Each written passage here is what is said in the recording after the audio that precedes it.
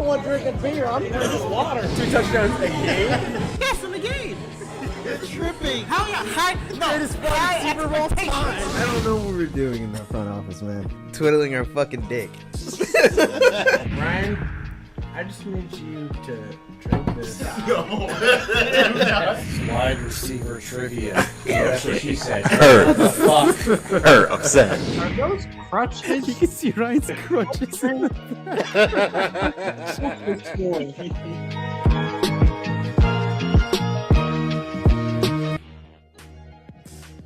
What is going on, folks? Welcome back to your favorite show on the internet. This is After Further Review, episode 276. I'm your co-host, Jalen Brown.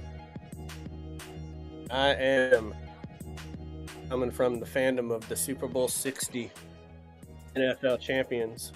Yeah, the Seahawks. You have to get used to hearing that a lot. But I'm also the one that everybody hates because they always know I'm right. Malin Dennis.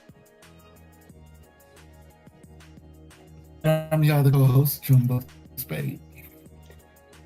And from where the sun rises in the east to where it sets in the west, from the northern lights in each tropic clime, we provide the best sports discussion on the internet, bar none. Our witty banter, our 6th grade name calling. We are AFG Money. 6th grade name calling is very accurate. We are going to take Your mom's a snowblower. There you go. We are going to raise them on high, have a nice cheers to a successful episode. Cheers, gentlemen. I'm also going to use this second to reconnect my Wi-Fi, so I might freeze up for like a few seconds here, but give me one moment.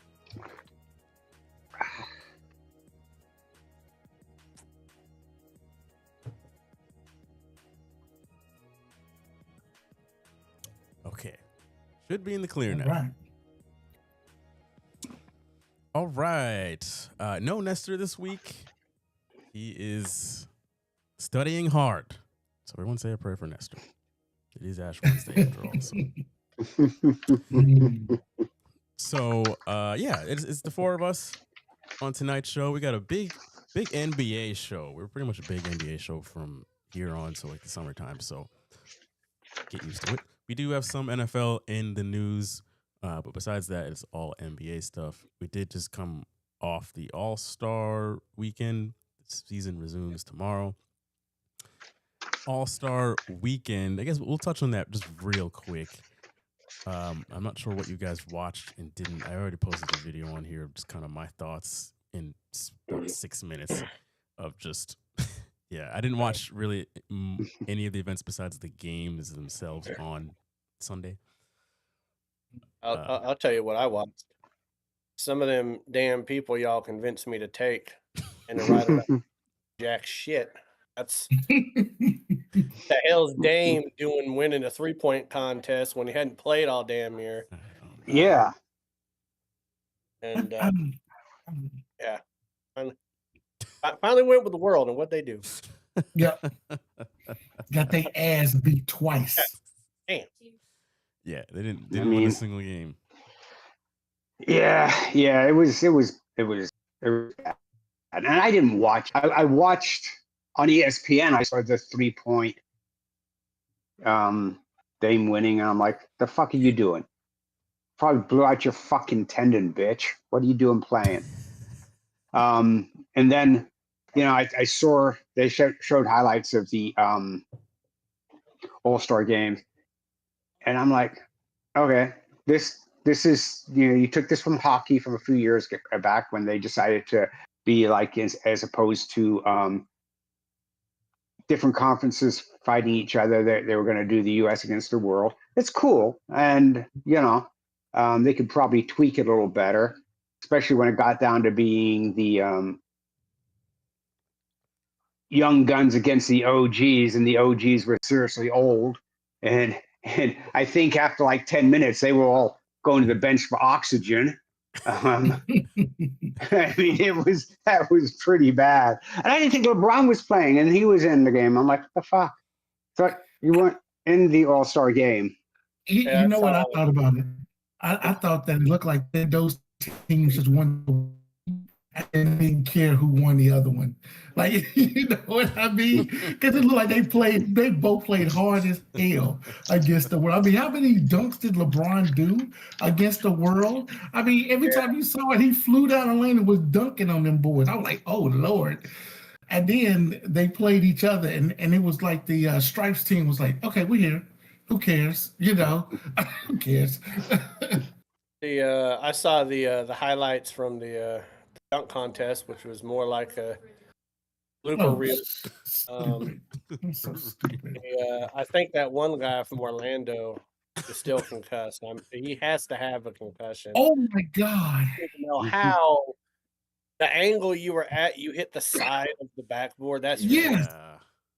And then who did you talk me into picking? What was his name? Jackson something? What's his name? I did not talk. I had Jackson no compelling Hughes. argument behind Jackson Hughes. He said that he was going to do a tribute to Michael Jordan and jump from the free throw line and proceeded to take 5 steps past the free throw line before he jumped to dunk. I was like, all right, man. They just need to do away with the dunk contest, man. Any way you can dunk a basketball on a rim has been done at this point. Yeah. Well, we don't get the superstars in the dunk contest like Ant-Man. As Ant-Man did a dunk contest, he never did a dunk contest, right? Like, well, why should he? I mean, I'm just saying, like, you would have the young guns, like when Jordan and those guys did it. You know, when they were in the dunk contest, we always got the young superstar. Kobe did it. You know, so I just don't know how you can be creative anymore. Mhm. How many times can you reinvent the dunk? You can. There's still some dunks out there that we haven't seen yet, buddy. Oh no, that guy from Orlando tried and he almost died, man. Like, Well, we can't have dead dunks. No. I mean, you got to practice these things, right? Yeah. they gotta let that white boy from the G League back in. That guy can dunk. Mm-hmm. Well, he wasn't even in the G League this year. I mean, he was out of everything. Yeah, he's back overseas. He's overseas again. So he's still better than anything they put out there this year. Mhm. Yeah. He brought a little bit of life for those couple of years. Well, good riddance All-Star Weekend till next year. So let's get to the power rankings. So we are going to give our top 10 teams in the NBA right now. And folks at home, the banners are back. It makes no difference to us. But on screen, you can now see what we're talking about in real time again. It just covers up part of the bottom of our faces, but it's neither here nor there. Anyway, power rankings. So yeah, this is, we are really over halfway through the regular season. So at this point, we are going to name off our top 10 teams and why as the season kind of gets closer to the playoffs here. So we will start down at number 10 and then work our way up to 1. So we'll start with G Money at number 10. Cleveland. I have Cleveland at number 10. They may well move up after that trade for Harden, but I think, quite frankly, so far this season they've underperformed. They haven't done what I expected them to do.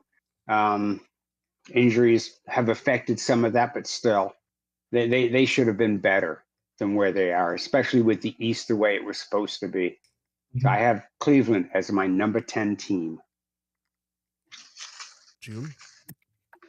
Me and G Money starting out hot. I got Cleveland as the number 10 team.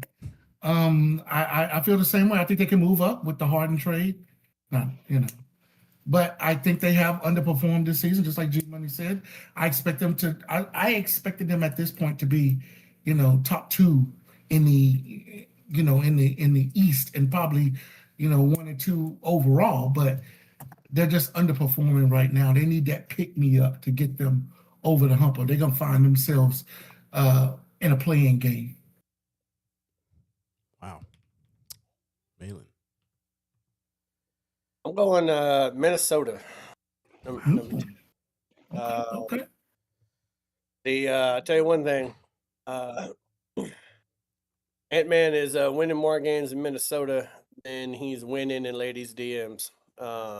So yeah, gotta keep that train going. But yeah, I just feel like they're solid. They've won 7 out of their last 10. They're one of those teams that's gonna be in the playoffs, but are they gonna do much in the playoffs? I really think so. So slide them in there at 10. Damn. I have got Houston at my number 10. I don't think they're lucky they even got 10, to be honest, because I didn't even want to put them in here, but by default, I'm like, yeah, they kind of have to be.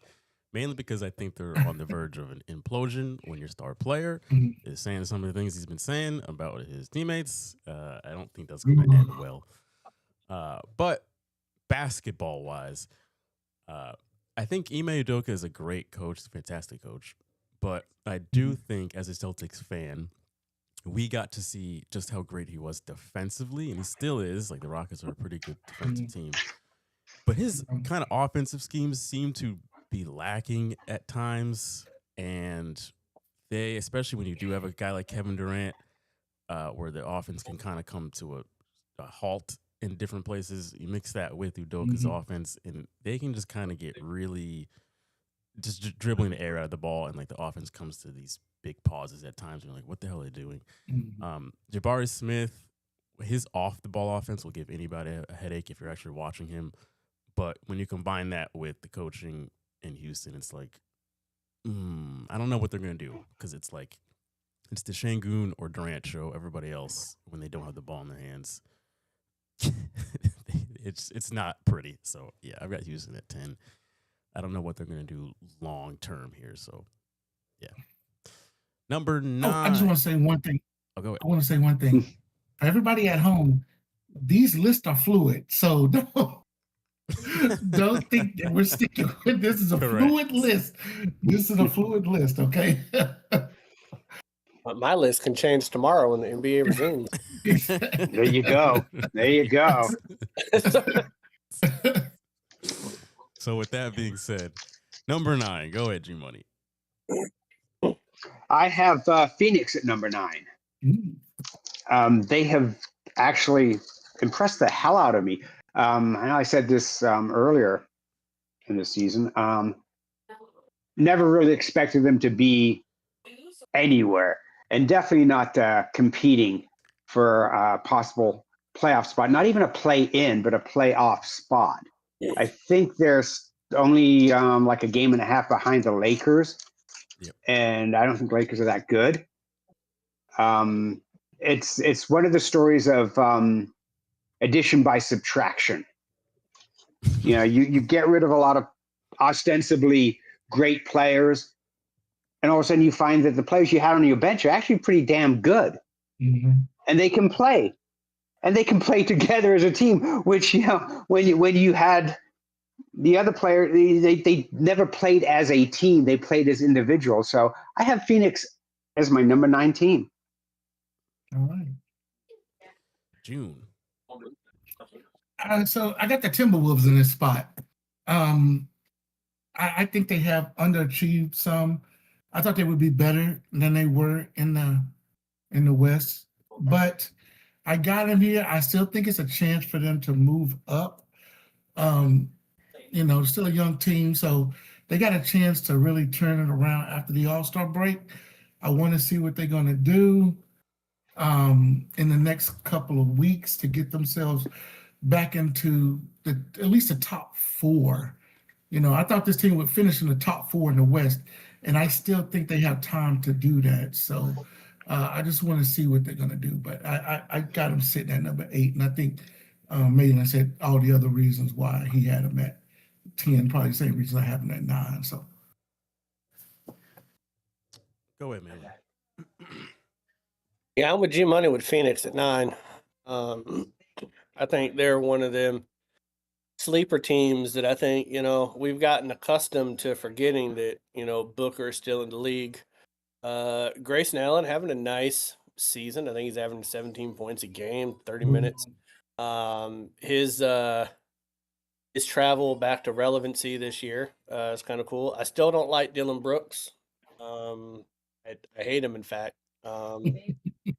Like, whenever I look at him, it makes me want to walk up and punch somebody's mom. I don't know why.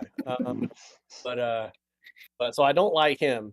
But I do like the rest of the team. Like G Money said, just the cohesiveness with without Beal or Durant in the offense, and Booker's able to kind of be Booker again.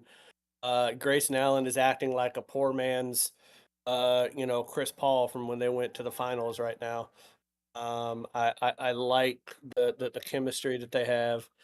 So I got them at number 9. I think they'll be jumping over the Lakers in no time. Yeah, I'm with you guys. I've also got Phoenix at 9. I definitely think they're going to surpass LA here any day now. I don't have too much more to add. Devin Booker is having a great year.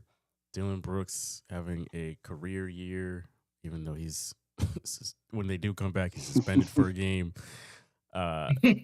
Grayson Allen having a career year. I think their bench is okay. I think that's kind of like a weak spot for them right now, but they've got a very underrated team right now. A bunch of underrated guys there. So Phoenix at number 9.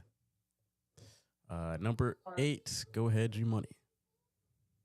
I have Minnesota at number 8. It's tough when you look at Minnesota, especially when you do 10-9-8. It's like, they're interchangeable.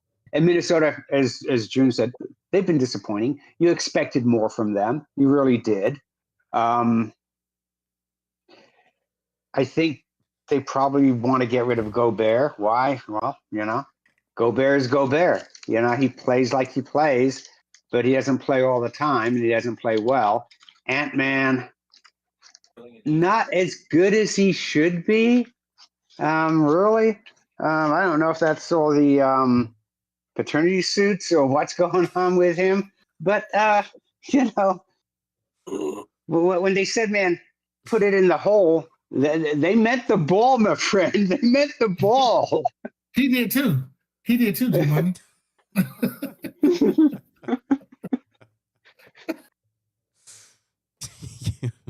Guys. Go ahead, June. I got the Lakers in this spot. And I agree with you guys. I got the Los Angeles Lakers in this spot at number 8. It's crazy. And I got them in the some of the reasons you guys did. I was thinking this time of the year the Lakers would be higher, but too many injuries. Injuries have killed this team. And again, this list is fluid, and they could be a number 10 or a number 11 at this point. I mean, you ask again, we do this again right before the playoffs start. They could be at the 11th spot. It depends. It's so, but they've too many injuries with this team. They can't get the lineup together. Now they have to think about and I think it's getting into some of these players' head that it's a regime change that's going on with the Lakers, because you're gonna have new ownership, so there's gonna be new philosophies probably. So there's a lot going on with the Lakers right now, and I keep hearing some of the guys who are still LeBron sexuals keep talking about the Lakers going to turn it on, and they're going to be like, no, they're not. No, they're not. They are not going to turn on shit. What you see is what you're going to get with the Lakers, okay? So I got them at number 8, but goddamn it, they're probably going to be 11 in 2 weeks or so.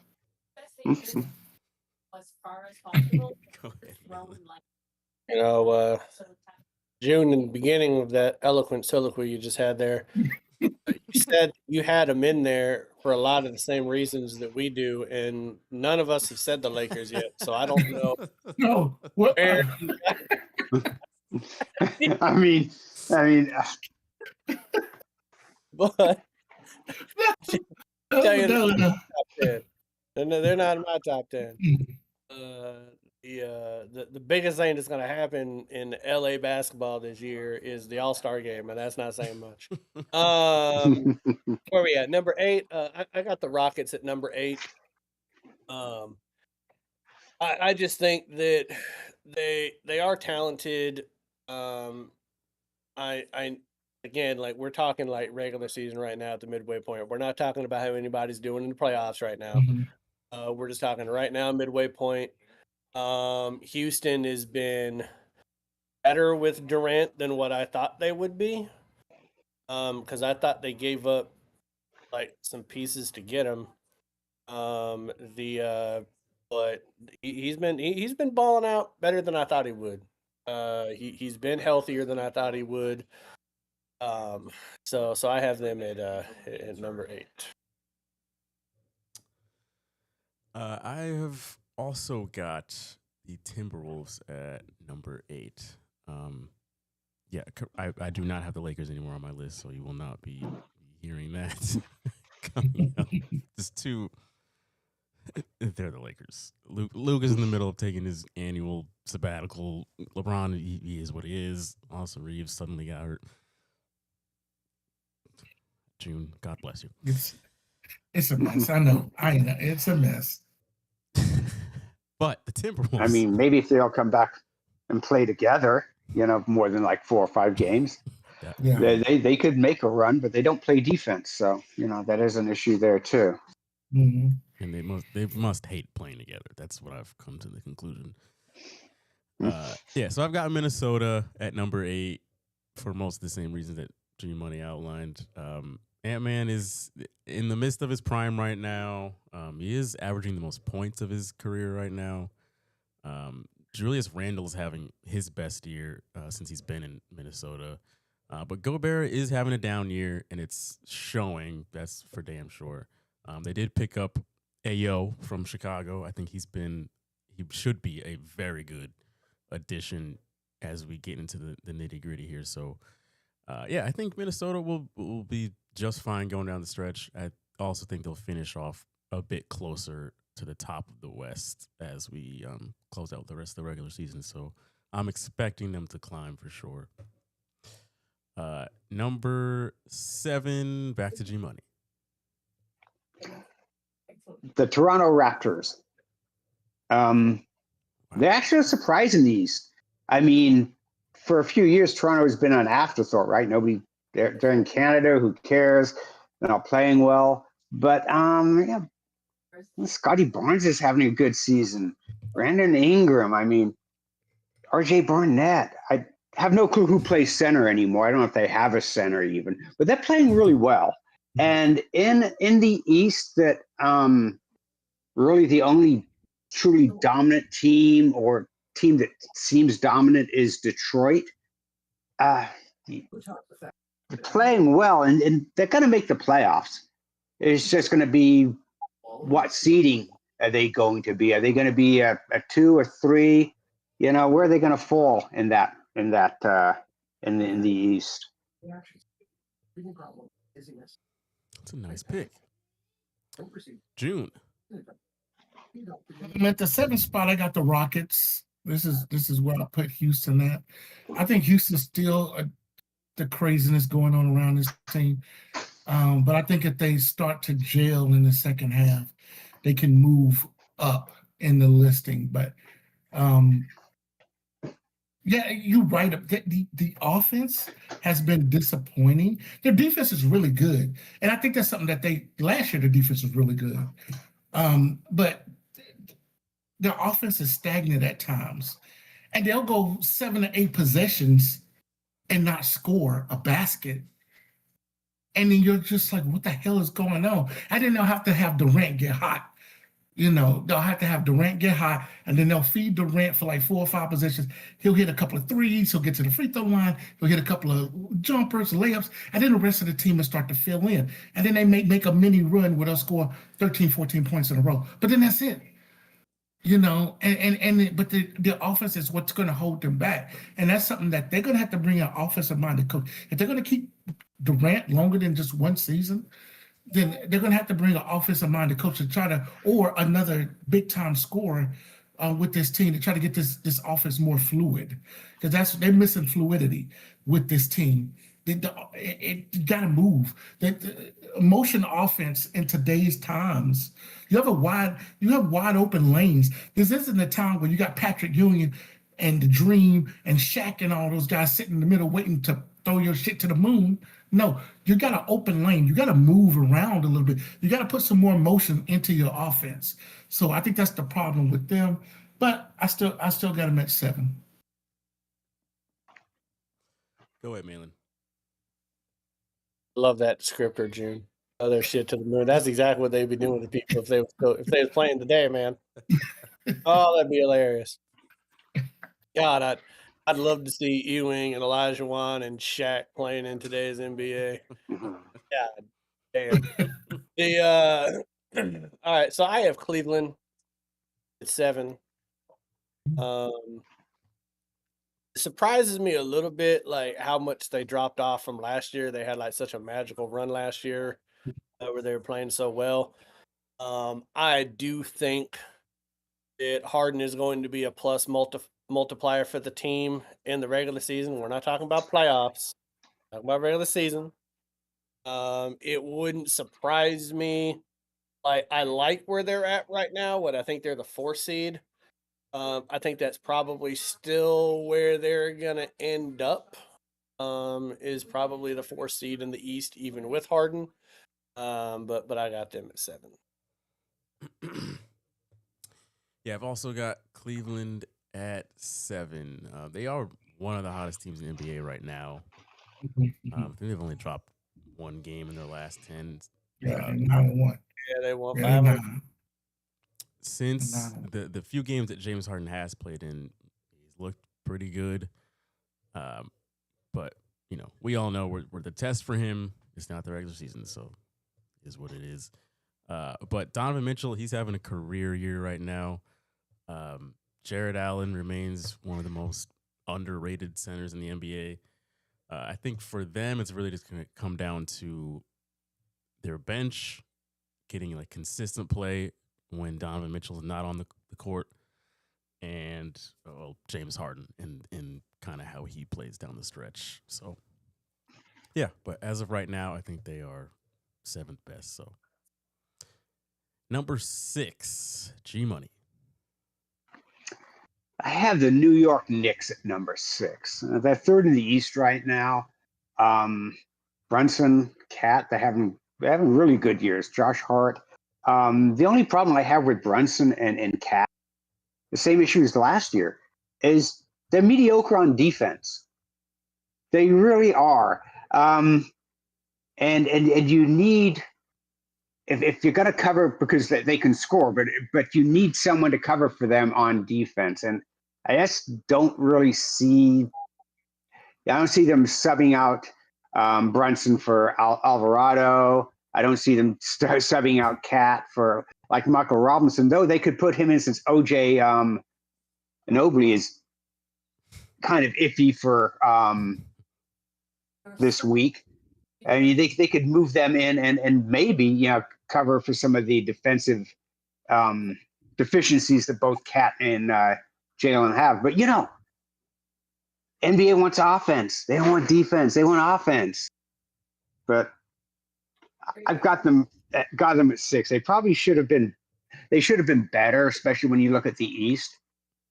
And they haven't really improved any over last season. So make the playoffs. Maybe they'll make a run like they did last year. They are 6. Yeah, I'm with G Money. I got the Knicks sitting at the 6th spot.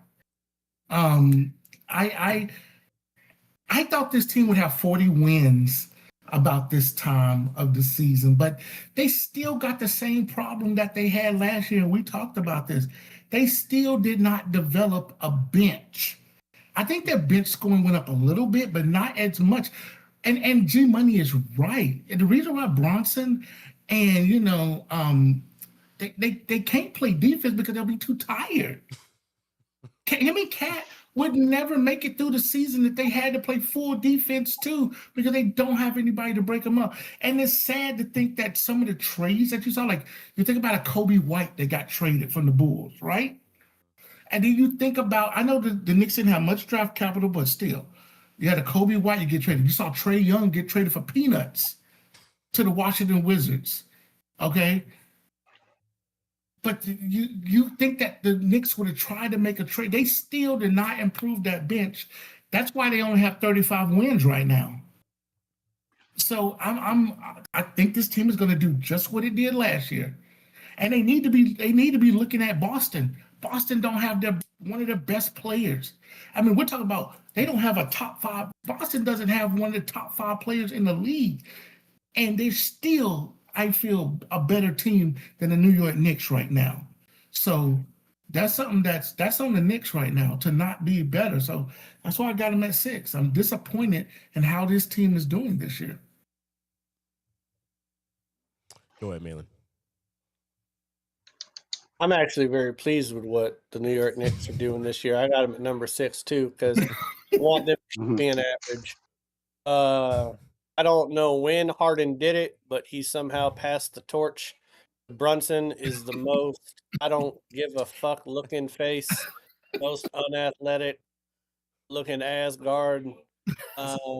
Every time I watch the Knicks, Brunson can't take a shot and stay on his feet. I don't know how he's not going to get hurt. Oh yeah, I mean they're playing. They've played well the last 10 games. I think they're 8-2. They've been playing good. But yeah, they're going to be right back. Where they were a couple years ago, which is maybe the second round of the playoffs, and then you're going to be out of it. Yeah. Boston pretty much redid most of their roster. Don't have Tatum, and they're right there with the Knicks. So that's saying something. So yeah, Knicks at 6. Well, this is one we're all in agreement on, because I also have New York at the 6th spot. Pretty good. That's pretty good. Hey, if I had a shot, that'd be a good trick. Hey, that means that they're probably better or worse than what we're saying. Yeah, I don't really have anything new to add here. I do think they should play Jordan Clarkson more, like increase his minutes off the bench. I mean, you went out and got him for a reason.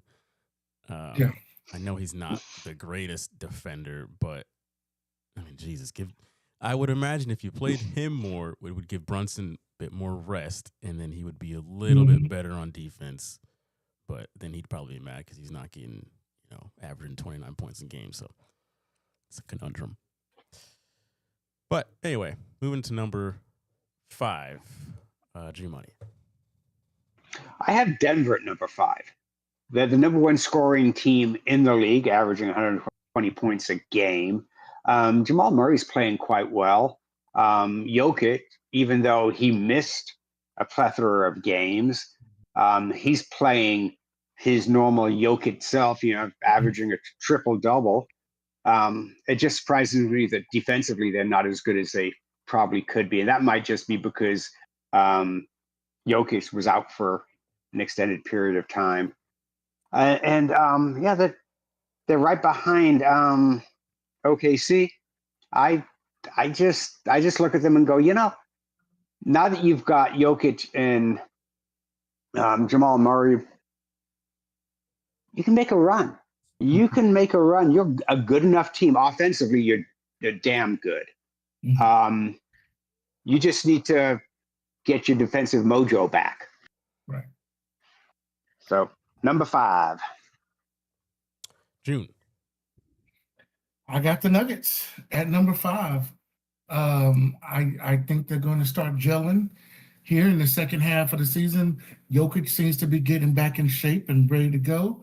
And I just think this team is going to be pretty good down the stretch. And they're going to challenge. They're going to be that challenge to the Thunder.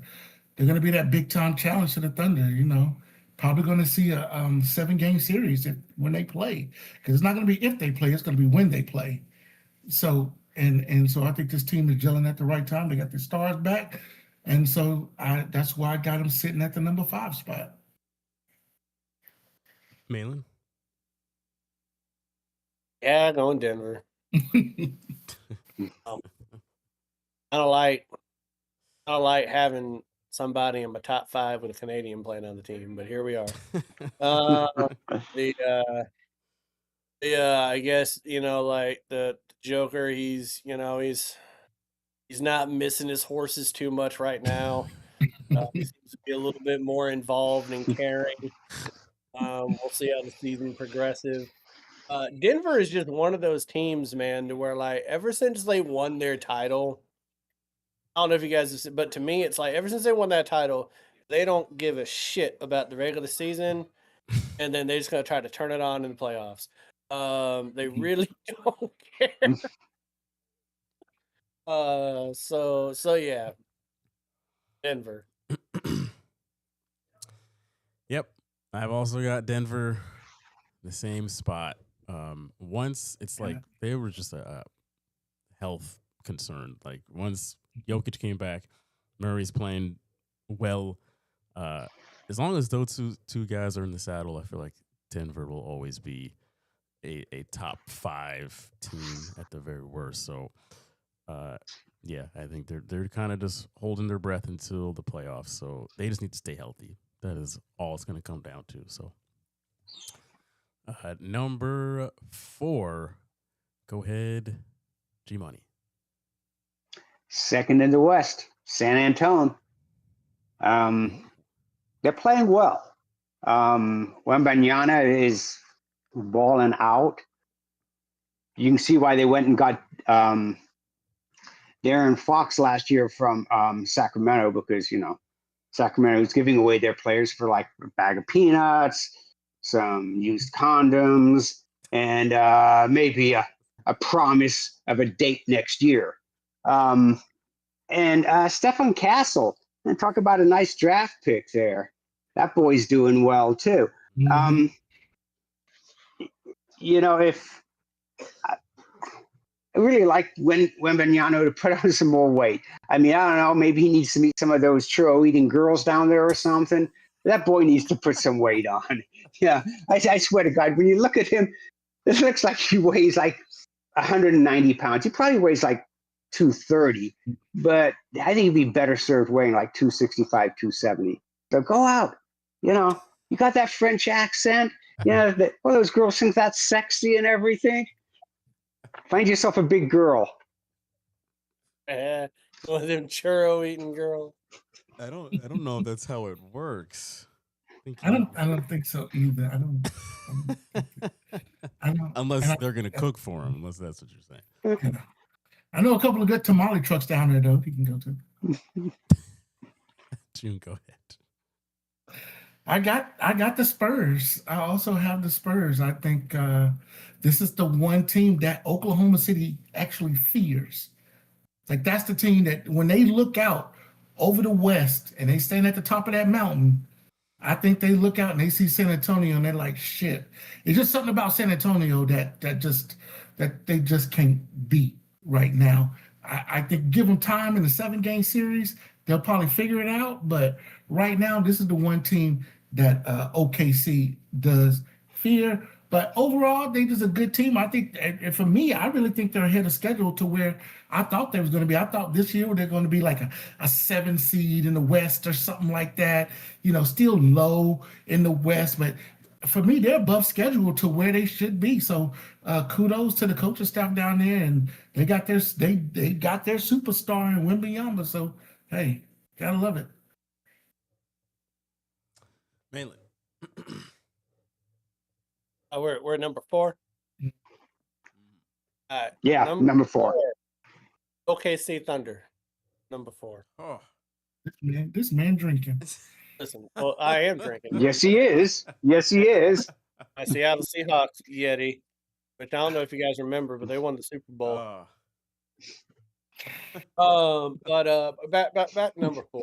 I said this a couple weeks ago, man. Front running sons of bitches. They've lost 6 out of their last 11. We're talking about right now. Who are the best team right now in the league? They're 5-5 in their last 10. SGA, that maple syrup drinking motherfucker. He's the only guy scoring over 20 points a game on that team right now. Somebody needs to get Chet a peanut butter jelly sandwich on the bench, man. He's getting thinner. So I mean, yes. Do I hate the city of Oklahoma City? Yes. Do I have a disdain for Canadians? Yes. Is that the main reason why they're number 4? No, it's a close second, but I just think that they've been an average basketball team as of late. Got off to this big start, got all these expectations. Could they beat the Warriors' wins record? And they have shown that no, they cannot. And I can't put this team above San Antonio when you've lost 4 out of 5 to them. Like, I can't do that. Like, you might have 4 more wins than the Spurs right now, but you lost 4 games to these people. You beat them 1 time. So OKC. Well, I have got Detroit at my number 4. I think that Cade Cunningham is a stud.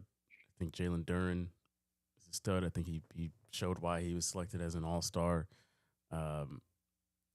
They've got a really good, rough team that will just kind of beat you up. Isaiah Stewart will literally try and beat you up. Literally fight you. I really think their biggest opponent is going to be themselves. Like, if they can't keep their tempers down, people can get in their heads and get them out of sorts. Like, they play very emotional basketball. Pretty much everyone besides Cade Cunningham seems to just be so vulnerable and just ready to go at anything. So they're going to be very interesting come the playoffs. But yeah, I've got Detroit at 4. They are truly their worst enemy. So yeah. If I had to spend half my year in Detroit, I'd be emotional too. That's fair. But they don't actually live in Detroit. They live outside. They live in the suburbs. Nobody lives in Detroit. I don't think you can live in Detroit anymore. No. Fucking barren, like a barren wasteland. Chernobyl. Without the nuclear spill. Well, as far as we know, there's no nuclear spill up there. All right, let's hit the top 3 here. Go ahead, G-Money. My number 3 team is actually a total surprise to me this season, because I sure as hell didn't expect them to be where they're at. That would be the Boston Celtics. And I want to basically look at that and say, you know what? It's the color scheme. Check this out. Jaylen Brown, fucking balling out, 29 points a game. Derek White, balling out, 17 points a game. Nikola Vivacek that you just got, check for yellow. There we are. And let's not forget Luke Garza, which actually in Portuguese is gray. Fucking color palette right there. I'm impressed. I'm impressed. I didn't know Garza, was gray. Fucking impressed in Portuguese. I didn't know. Well, it's a good explanation. Go ahead, June. Boston Celtics are number 3 because they're a fucking color wheel. I also have the Boston Celtics. The Boston Celtics as the number 3 team. They got parked the cars in the yard. But no, I'm like G Money. I'm surprised. We all know if a superstar goes down on the team, I mean, look at Indiana. Look at Indiana. Good God, man. But usually you see a team just fall apart. They're like, okay, we're going to come back the next season, and then we're going to have a better draft pick, and then we got our superstar coming back, and we're going to add another superstar. No, Boston was like, screw that. We're just going to keep playing. And I think everybody on that team had the same mentality. Next man up. And I think that's a great mentality to have. And they're going to be a tough out. And this is the thing I say about Detroit. And this is what I say about Detroit. You got a team That's a veteran team. You're a young team. You got a great young nuclei. I mean, great. Okay, but you got a veteran team that can just play. That's what Detroit has to worry about. And I think the Boston Celtics are going to be scary. And they have been very good over the last 10, I believe. I think it's 73. That sounds about I right. think 73 over the last 10, and they're balling right now. And let me tell you something. And Jaylen Brown, he's definitely going to be playing a lot harder after they pissed him off in LA, or no, where were they at? Yeah, LA. They pissed him off in LA over the weekend. So hey, he may be playing hard, you know what I'm saying? So I like this team, and I don't know if they can get to the championship game, but damn, the road may go through Boston. Go ahead, Malin.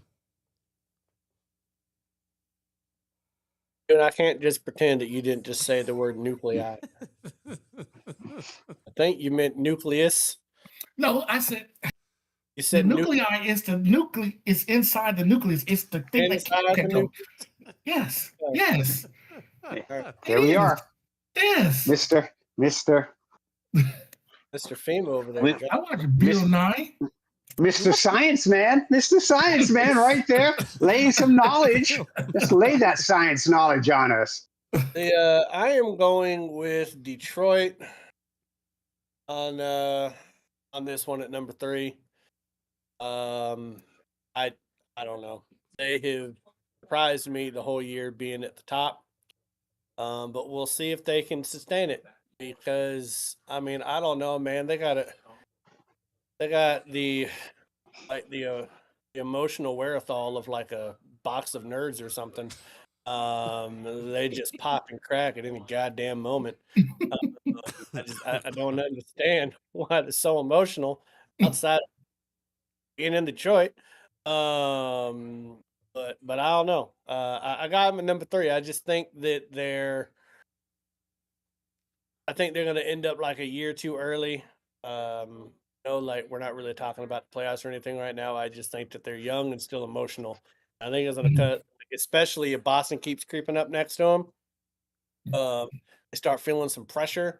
You could see them fold a little bit, I think, coming down to the wire there. So I got Detroit at number 3.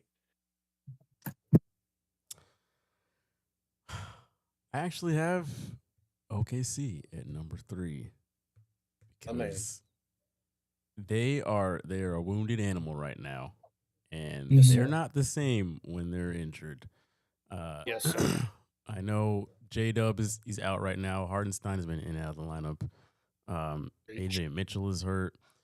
But most importantly, SGA, when they don't have him, boy, do they look like a different team. They play a very different brand of basketball. I mean, they try and kind of overcompensate for him not being there. And they do play fairly well, but it's just like he's the ultimate perfume and the ultimate just like he scores so fast and so much fast break offense from the half court that you don't really have to worry about getting into an actual set or slowing the game down. So without him there, it's like, damn, what do we do now? So I think it's just all the time it needs, man. I agree. Oh, exactly. you got to play. Should take the rest of the year off, to be honest. I bet y'all would like that, wouldn't you? What about Canada, man?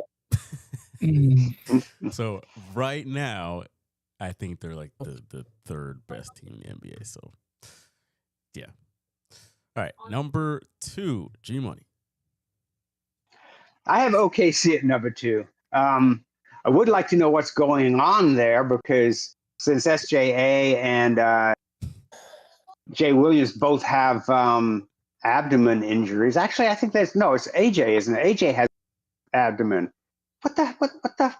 What are they eating there that's all said and up? But I think it's extracurricular activities. Well, it could be, but that's supposed to be in shape. It's we're not talking baseball where you got a pitcher that's weighing like 260, and basically injures his throwing elbow by picking up a suitcase. I You don't know, know, man. I gotta start putting the pillow down when they get bent over. I don't know. What? Said that. yeah, They need to call I mean, Deshaun. They need to call Deshaun to get some massages going on. They do not need to call it the show. you know. I mean, they could definitely do that. You know, or use the internet themselves for something other than watching porn. But no, I got SJ is not going to be out for very long. AJ Mitchell's not going to be out for very long. That's a shame. Yeah. So I just they're 5-5, but if you look at teams, it's something about the NBA this season where they run in streaks. I won like 9 or 10 games in a row, and you'll be going like, damn, this team's pretty good. And then they'll lose they go 2-8, and you're like, oh, okay, yeah, and maybe they're not. It's just a strange season right now for the NBA as far as streaks go. But I've got OKC at number 2. June. I have the Detroit Pistons as the number 2 team right now. I think that they are, like I said in the previous, they're a good young team. I think they're going to be good throughout the season. They have to keep those emotions in check if they want to, go further in the playoffs, because they're going to be playing they're probably going to have to go through a couple of veteran teams in New York and Boston. And they have to keep their emotions in check with 2 teams that are just veterans and can just beat you. They can beat you with their mind and not all the physicality, because those 2 teams can do that to you. But I still think they're a very good team. They play a hard-nosed, throwback brand of basketball. We saw it against the Hornets. We saw the fight. So they play that throwback, hard-nosed brand of basketball, but they can score the ball very well. And they got a lot of people that can fill the bucket up real quick. So I like this team. I like the way they built, and they do have a bright future ahead of them. If they could keep a few of these guys together for the future, I think this team can put together some great runs within the East and possibly get to a finals one day. Malin.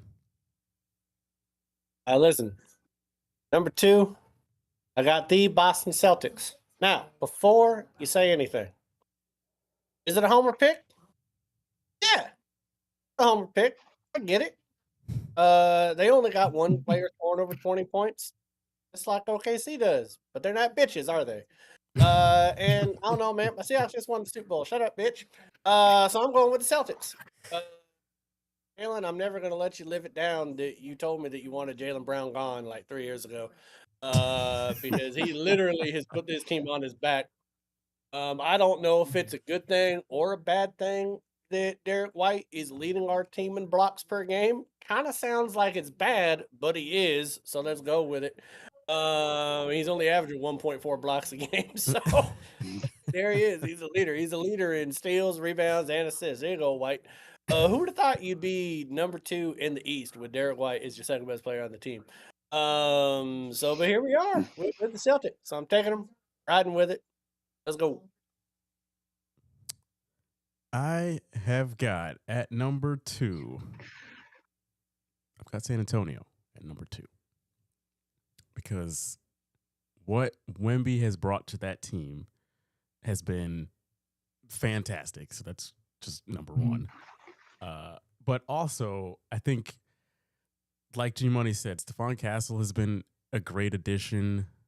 They've just got a really good young core going on right now that has, I think, progressed a lot faster than at least I thought. I don't know about the rest of you guys, but they've got plenty to not just look forward to. I think even this year, they're going to make a lot of noise between Vassell that's there. De'Aaron Fox is a great addition. He's like, thank God you got me up out of Sacramento. Yeah, and I think the fact that they've got OKC's number, I mean, when you've got the champs number, that's like, all right, that's a hell of a confidence boost right there. So between all of those young guys, the coaching they've got right now, I think that the Spurs are poised to. They're in a win now situation. I don't think it's like we need to wait for the next couple of years. Would not surprise me at all if they're in the Western Conference Finals this year. So now we're on to number 1, G Money. Bad boys, what you gonna do? What you gonna do when we on you? Yeah, I got Detroit. I got one thing to say to Detroit, though. Guys, you want to fight? Watch some of the 80s Detroit bad boys. See how they do it. And if you're still not sure, go to a Red Wings game. They'll show you how to fight. And next time someone comes down the lane and you don't like it, drop their fucking ass. They won't do it again. The fact that Bill Laimbeer was the toughest player in the 80s, man. I mean, he looked like he should have been just a really tall accountant. But he whooped some people's ass, man. June, who's your number 1? Oh, well, I got to go. I got number 1, the Champs. They still got the best record in the NBA. I know they've been 5-5 over the last few weeks before the All-Star break, but they're still the champs, and they still got the best record in the NBA at this point. This is the best team in the NBA. And like Ric Flair used to say, to be the man, you got to beat the man. And OKC is the man. All right. Well, this is perfect segue to my number 1. Because the people that are the man did beat the man, and that's the San Antonio Spurs. Beat the hell out of 4 out of 5 times. Listen, man, Wembanyama, like, who would have ever thought that, I would love a Frenchman in the NBA? I didn't think I would. Want to know when I love a Frenchman in the NBA? When he beats a Canadian and the whole city of Oklahoma City. That's when I like him. He whooping that ass. So he's just a freak of nature. He was a freak of nature last year too, until he got hurt. Hopefully he can stay healthy. But I agree with you guys that Castle playing great. I also like Fox. Fox is playing good. I did not expect San Antonio to be this good this year. Maybe it's because I was kind of wondering how Wembanyama was going to come back. And if he was going to be able to stay healthy, which he has. But again, when you quote unquote beat the champs, and you kind of own their number right now, few games on the record book doesn't really mean a lot to me. They are the kryptonite of OKC, and when you're their kryptonite, that means you're on top. So I like San Antonio right now. Go Florida Lee. Them churro girls. My number 1 has got to be our Boston Celtics. Woo! I think that there is no more complete team in the NBA right now than And Boston. I thought I was going to be a homer. I knew one of y'all was going to do it. I figured one of y'all was going to put. I knew it. I fucking knew it. I knew it. Listen, Hey, Jaylen Brown is having a MVP type season. Mhm. His name should be up in the votes. I don't know if we'll actually get it, but his name should be involved in the voting process. he's right there with Maple Syrup Boy. Like, oh, He has definitely put the team on his back for sure. And I mean, Brad Stevens just does it again in the year that here we are thinking this is going to be a rebuild, just kind of a weird transition year. He says, no, don't you worry. We're going to kind of get rid of some people, but don't you worry. The fact that he went out and got Vucevic to replace basically Porzingis and Al Horford, he was like, wait till the trade deadline, bring in somebody, just plug right in, and he's like the perfect solution there, all while still finding Keita, the diamond in the rough, who's been an absolute monster on defense. And then to go and find Hugo Gonzalez and Jordan Walsh, when it's like, if you thought we already had two great wing defenders in White and Pritchard, we're going to throw in these two young dudes who are outstanding at defending on the perimeter and just forcing turnovers left and right. To just keep feeding Brown and Pritchard and White, who are just gonna fire up threes, and this always been a constant thing. Is we're always gonna have 3-and-D guys all over the floor. So I've got to have Boston at number 1 because it's championship basketball. If you can find 2-way 3-and-D guys, that's what wins championships in the NBA right now. So Celtics. And there's also, like, in my opinion, there's not another team in any of our top 10 that if you took away 3 of your starting 5 from the year before and that one you get from the year before that, and you still be where you are, that's pretty insane. So, yeah, buddy.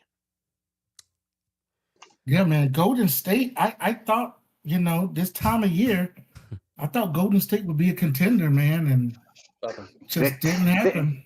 They're too old. They've spent too much money, wasted draft picks, waited too late to trade players.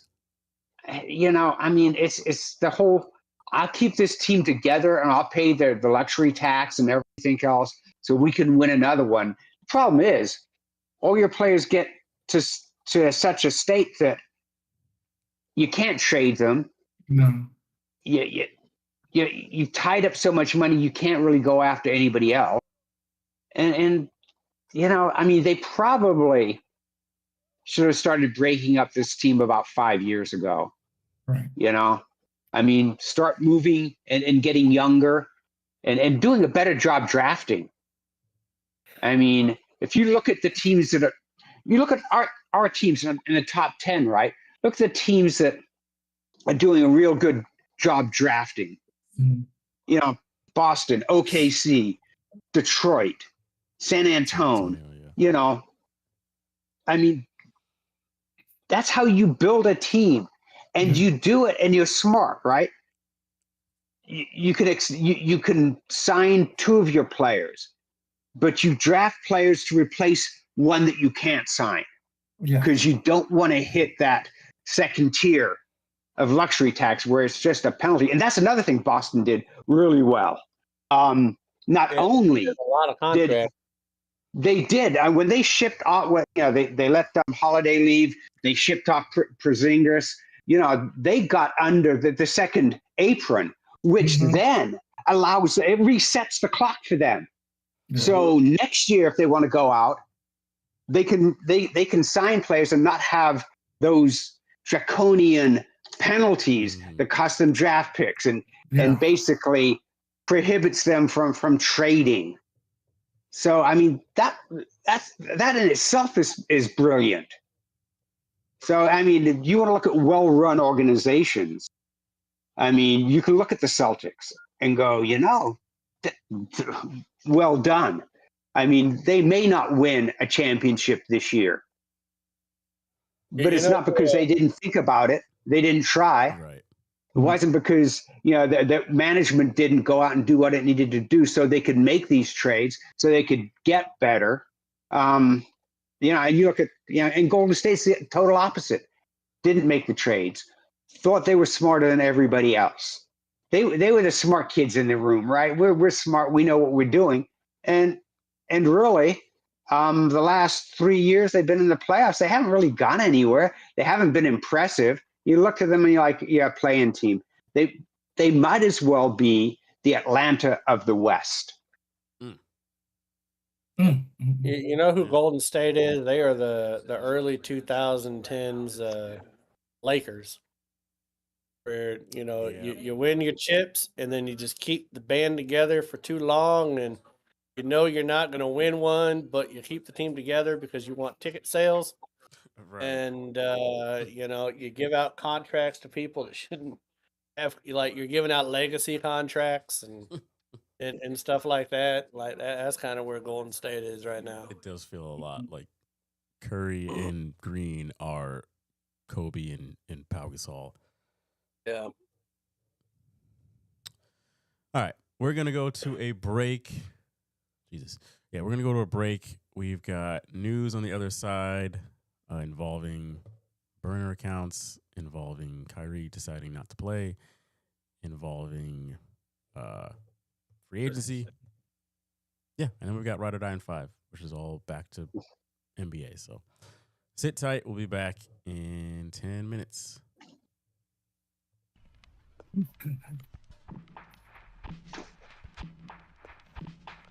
C'est Louis, il fait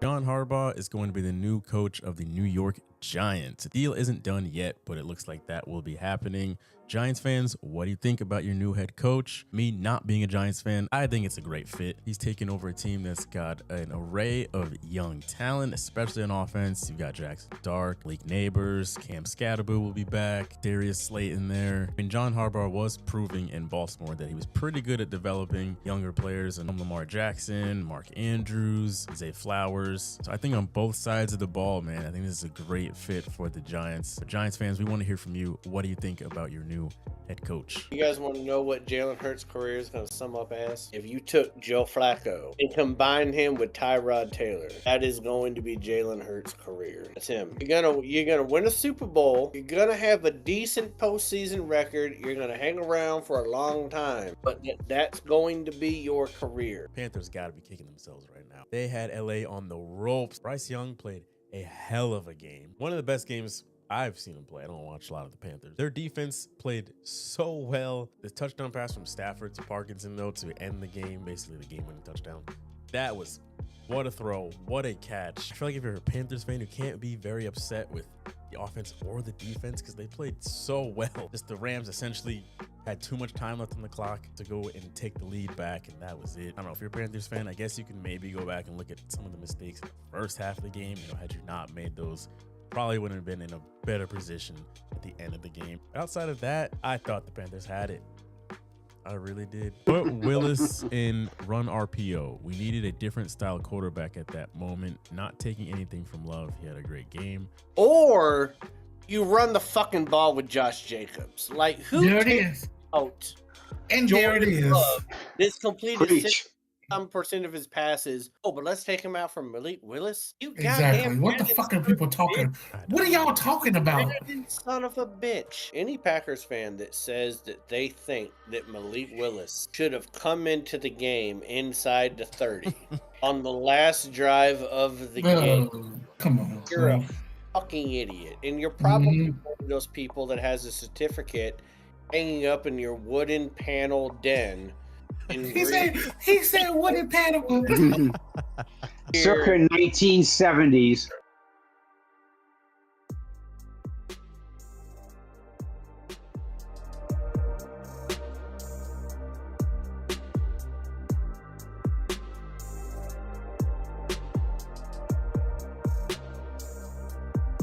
We're going to a Nets game because we're crazy heads and we saw that tickets were $10. We're gonna go see, who are we seeing? The Jazz and the Nets. Common. Two best teams in the NBA. Yeah, they're the best at something. Mm-hmm. So we're going Entertainment. to the Barclays Center. I'm taking the train, subway, as you can see. Yeah, there's like literally no one here. Tip off is in like 5 minutes. So, It already happened. oh, never mind. Game just started. I've not been over here except driving. Shout out Rodney. Yeah, Mr. Brown. Shout out my dad. Last time I saw the Nets play was with him in Orlando, Yeah. probably like a decade ago. Do you have your favorite like grocery store? Publix. I do literally like Trader Joe's though. Yeah.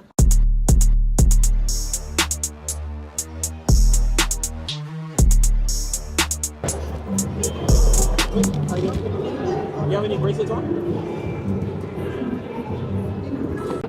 Is it allowed to take those off?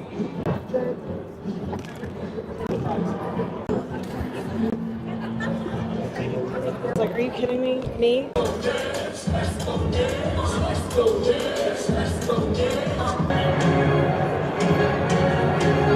Just the same. Perfect.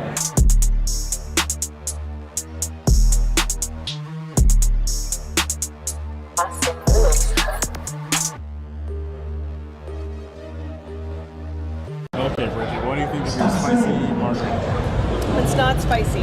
What's that place that with jungle something that we went in St. Pete.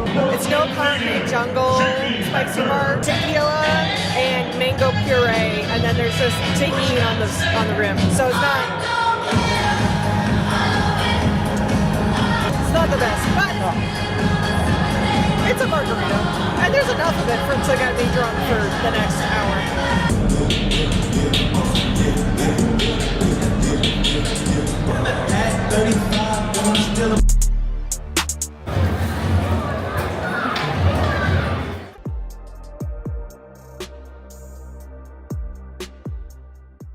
I decided to give someone else a chance. They were fucking incompetent. Not my fault. They're incompetent. And if you want to let me go, fight. Y'all made me take that boy. I didn't want his ass. I clearly showed y'all I did not want his ass. Everybody get hurt. Y'all made me have to play him. Now y'all mad at me. I gotta be honest with you guys, I don't even know why you fired me. Like, I've seen a lot of good things happen here. This ball club was doing great things. There's a lot of positivity happening with this team. Y'all saw Geno Smith. It's been fun. I thought we had a great year. But you guys want to go in a different direction. That's fine. I'm just happy to get out of this hot-ass state and go on my cruise with hopefully Mike McDaniels. This that bullshit that be going on, and y'all be blaming on everybody else. I just won you 4 games in a row. If it wasn't for me, we wouldn't have won those 4 games, was it? That's all right, though.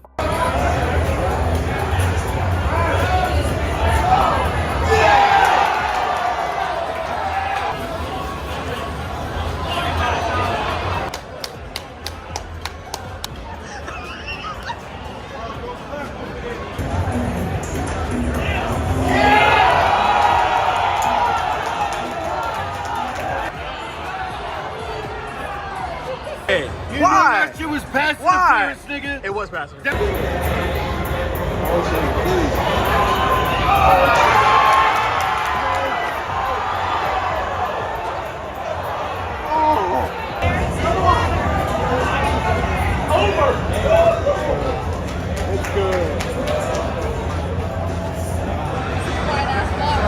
That's a quiet ass bar. Man, this is quiet. Why is it so quiet over here? We've seen him, twice in the playoffs now? And he's looked this way both times. Harbaugh, this offseason, is going to have to take a long look at Justin Herbert and probably sit down, talk with the kid and say, hey, I expect us to be in the playoffs every year that I'm coaching here and you as my quarterback. So we got to figure out what we need to do to get you to feel comfortable while you're in the playoffs. He missed a lot of plays. I know the code probably had a lot to do with it. The balls was selling on him a few times. Justin Herbert just didn't seem comfortable the entire game. And that's something that they're going to have to work with him. And I know it wasn't a home game, you on the road, but hey, he got to understand, you're going to have to play on the road in the playoffs. Unless you're the number 1 seed, you better get comfortable on the road. I mean, hell, even Josh Allen had to find it out. He was 0-5 and he finally pulled one out. He got to figure out what's wrong with him when he gets on the road in the playoffs, and that's something that Harbaugh's got all offseason to really get to. Out of all these teams here that have been eliminated from the playoffs, 2 questions. Which one do you think should be the most optimistic going forward? And who do you think should be the most pessimistic going forward? For me, optimistic, there's a few teams that come to mind here, like Carolina, I think Green Bay. Both should be very, very optimistic about their future. But if I could just pick one, it's got to be the Chicago Bears. That team put on one hell of a show this season, and they've got a very promising future ahead of them. Pessimistic wise, there was a couple that came to mind. Like, there's a big question mark with Buffalo and what their next chapter is going to look like. But if I could only pick one team, it's got to be Pittsburgh. It seems like they're about to head into the dark ages, and they're going to need to rebuild. They've been putting it off long enough, and now they're at the point where they just need a complete reset, including head coach. But we want to know, which 2 of these playoff teams do you think should be the most optimistic and pessimistic moving forward? Bills fans, what do you think about the Bills firing Sean McDermott? Coached the team for 9 years, another playoff loss in the divisional round this time to the Denver Broncos, and now he's out of there. Are you happy he's fired? Upset? Let us know in the comments below. And of course, is there anybody that you have your eyes on to replace him going forward?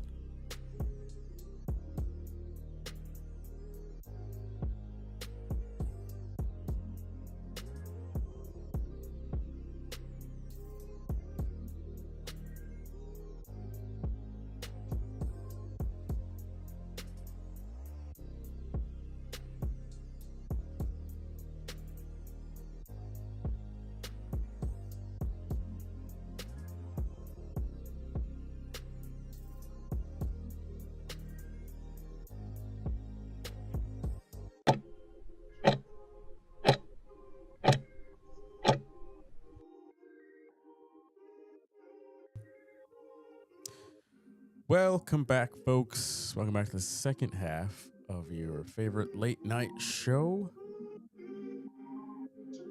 It's all good.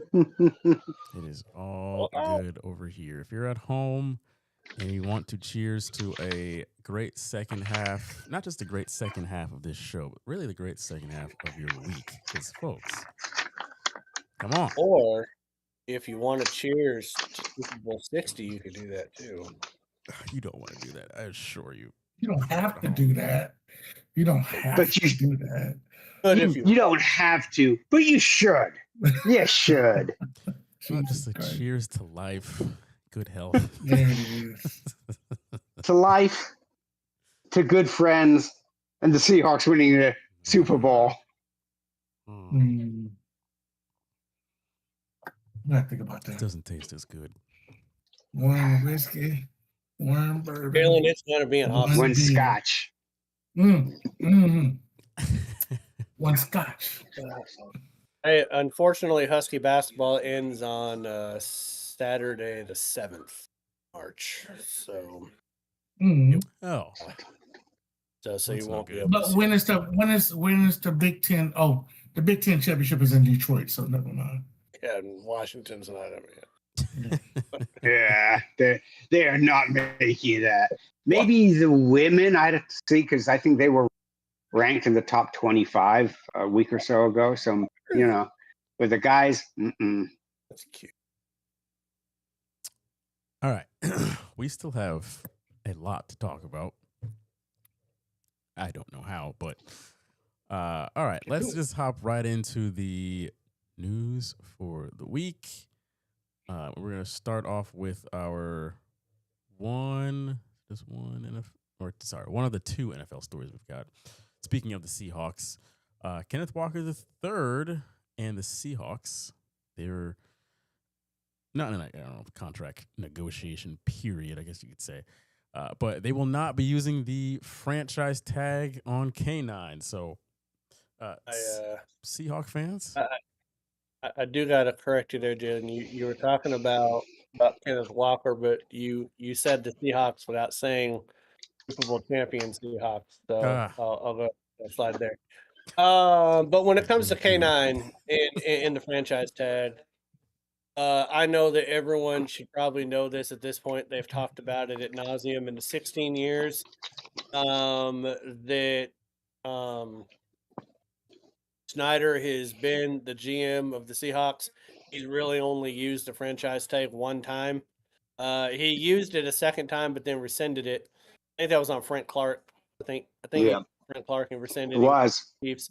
But you want to know who he used the franchise tag on? It was when he was on the job for 2 months. He used it on Orlando Mare, field goal kicker. Yeah, kicker, yeah. So him not using the franchise tag doesn't mean much to me. I'm not like holding my breath like, oh, Seattle is going to bring back Kenneth Walker, because I don't think the plan ever was to bring him back. The injury to Charbonnet has changed that to a degree, I believe, to where they're going to make more of a push to bring him back.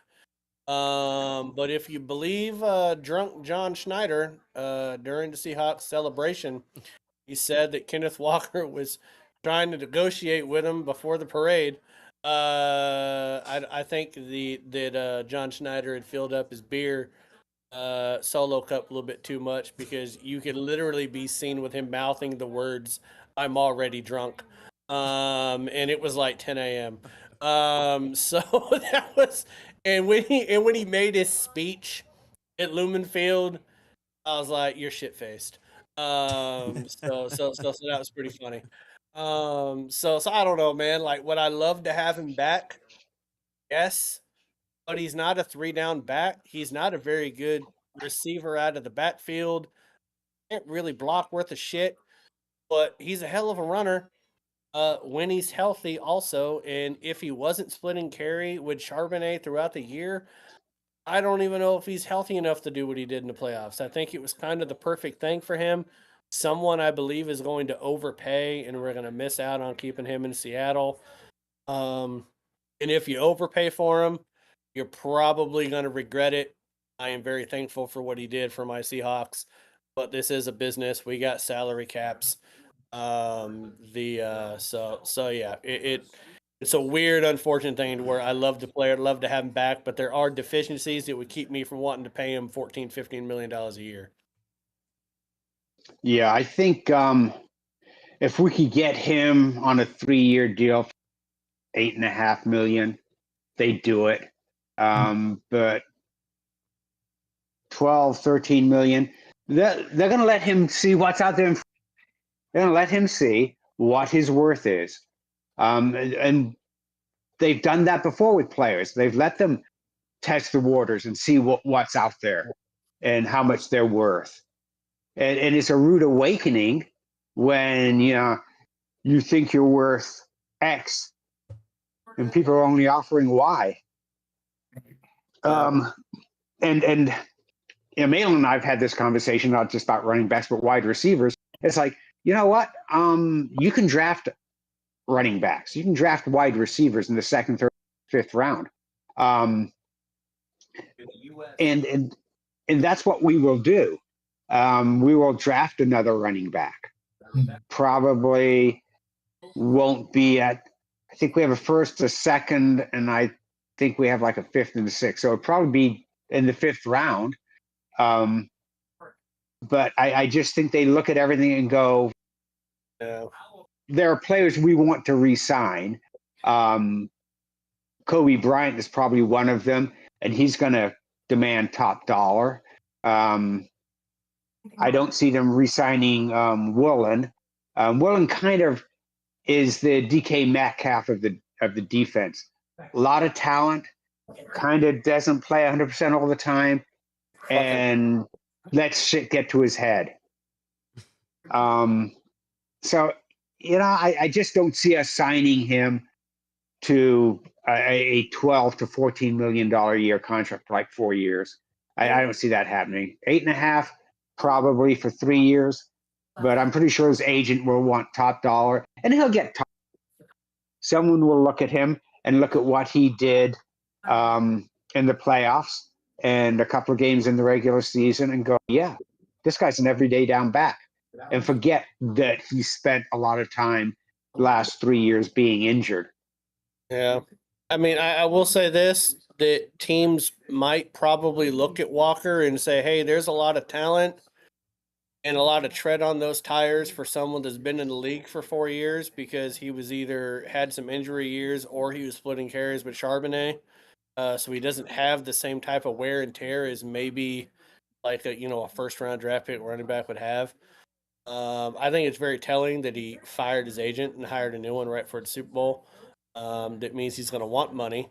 But I also do think that he'll at least go back to the Seahawks and give them a chance or an opportunity to match or come close. But if he wants to be that every down back, then he's going to go somewhere else, because that's just not what Seattle does right now with having every down backs. They like the 1-2 punch. All right. Next piece of NFL news. The Dolphins released Tyreek Hill and Bradley Chubb just a few days ago.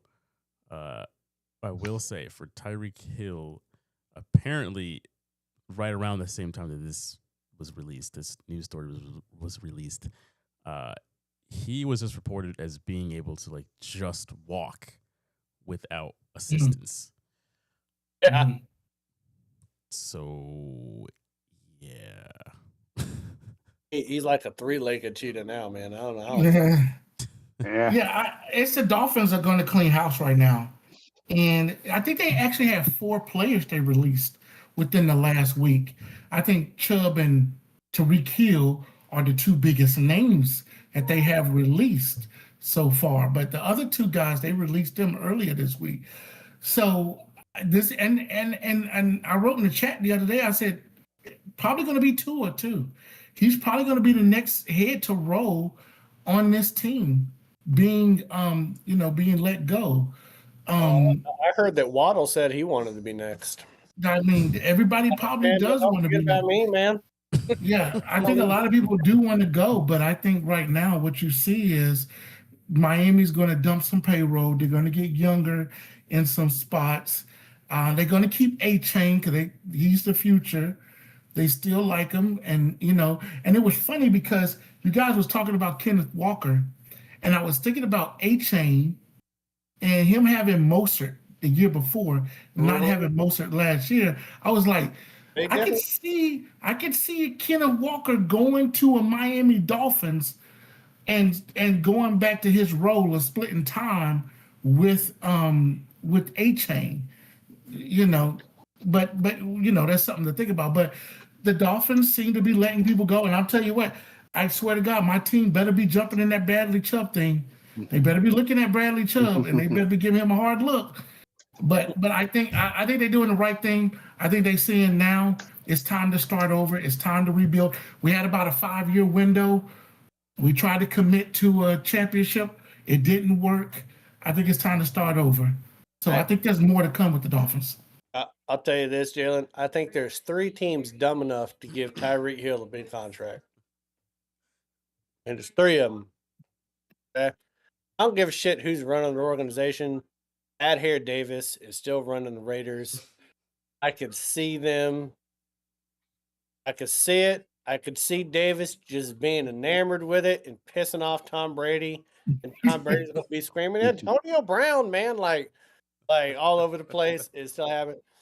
It would be a very Jets thing to do, overpay for a Tyreek Hill. And I also think that the LA Chargers are another team that would be like, hey, McDaniel's running this offense, baby. Better arm than Tua and a lot less concussion. Hey, don't forget about Atlanta. Stefanski is now running Atlanta. He may say, hey, I need that guy. So you might want to throw Atlanta and spending that money mix. I mean, you look at it. He's just walking now, so you're thinking like come training camp, and will he be able to help you come regular season? There are teams out there that are just crazy and will spend the money. Heck, if but they don't have any cap room. I don't think they're fucked. They're fucked. Deshaun Watson fucked them, and they weren't. And the Dolphins I don't think the Dolphins, and they can't release Deshaun Watson because the cap hit is so it's $40 million horrendous that it's insane. Is they did it to themselves, man. It's like they fashioned like a dildo in Deshaun Watson's likeness and just shoved it up their own ass. Like they did it to themselves and turned it and twisted it. They twisted it when they did it too. They're hurting and they can barely walk like Tyreek Hill by their own work. They did. Could have kept Baker. Well, I mean, there's teams out there that are going to pick up Tyreek Hill. I mean, I can see a Titans going after Tyreek Hill. I can see Tampa. I can see Tampa Bay. I can see Tampa Bay going after Tyreek Hill too. Don't be surprised if he doesn't go right up the street to Tampa Bay. Wait, you know what, Jalen? This is not in our news, and this could just be a quick thing. We could say one last thing on the NFL is that Mike Evans has said he's coming back, but he's going to test free agency. And he's not necessarily just going to give the Bucks a hometown discount. He wants some money. So it looks like Mike Evans is going to be on the market too for somebody. And it's going to be crazy. So interesting. Well, between the two of them, it's going to be very interesting to see who wants a veteran wide receiver, who wants to pay up. So I love the NFL offseason, Jalen, because it's almost as interesting as the regular season. It's just like a dash of like soap opera and reality TV mixed in. Like the NFL is a 365-day league, and it's wild. It's just It different really drama on is. different days. How we get to hypothesize and strategize and try to pick where people Mhm. go and great. All right, moving to the NBA. So Kyrie Irving will not be playing for the remainder of this season. So he hasn't played up until this point because he had surgery on his ACL, and he has come out and just said, "Yeah, it is not within my best interest to come back at this point. So I'm just gonna sit out rest of this year. See y'all next year. You don't need me right now anyway." Is anybody surprised?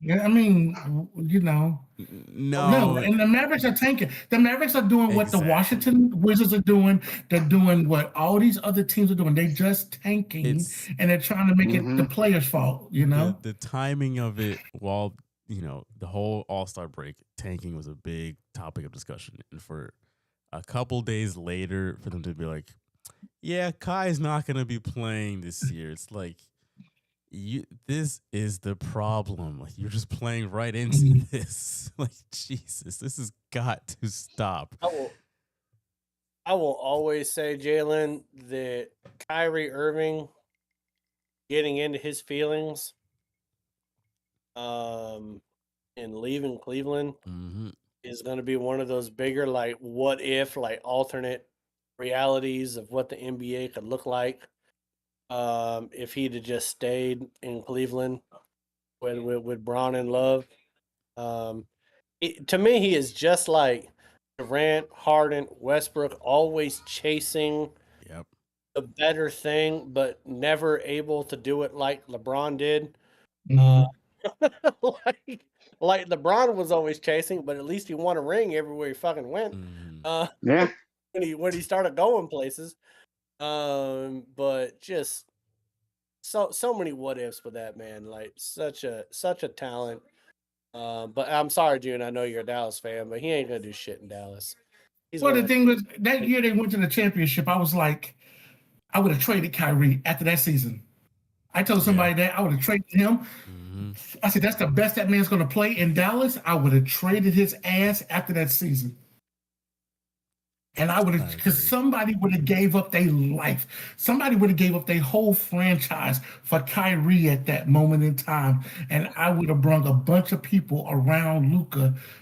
Probably would have got two first-round draft picks out of Kyrie at that time. You know what?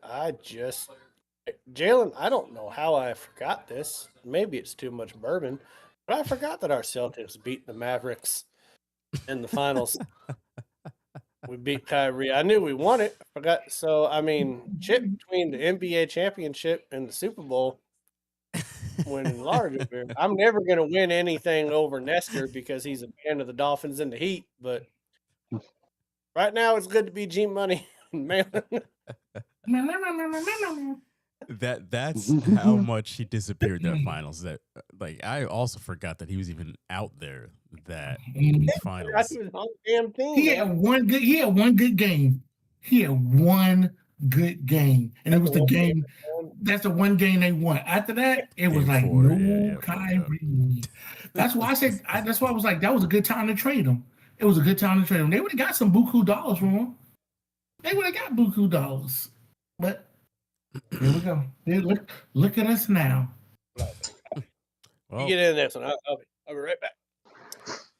So next news story here. This is some tea here, folks. So nothing that can be confirmed just because of the nature of the story. But Kevin Durant allegedly caught using another burner account on X. So there is some kind of backstory here. I'll try and just fast track this. Essentially, number one, if you looked on camera throughout the entire All-Star weekend, the man was glued to his phone more than usual. He was very much on the phone. But besides that, on X, he was kind of getting into it in a discussion with people who were criticizing the new Larry O'Brien trophy or the new concept design for the trophy. And then someone else kind of brought into like taking a jab at him, his investment in a drone company that he has, and he ignored it, didn't want to answer it. Well, it turns out he has been in some group chat on X, like a private group chat, with a bunch of just like random people, just like fans of his, basically. And someone within that group chat saw that previous conversation and pressed him about it in the group chat. And I guess they didn't really like his answer, so they leaked all these messages from this group chat.